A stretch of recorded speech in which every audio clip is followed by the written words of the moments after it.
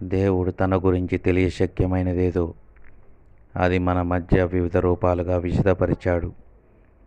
ఆయన అదృశ్య లక్షణాలు అనగా ఆయన నిత్యశక్తి, దైవత్వం, జగదుత్పత్తి మొదలుకొని సృష్టింపబడిన ప్రతి వస్తువును గురించి ఆలోచించుట వలన దేవుని గురించి మనకు తేటపరచబడుచున్నది. మీకు తెలియదా? మీరు వినలేదా?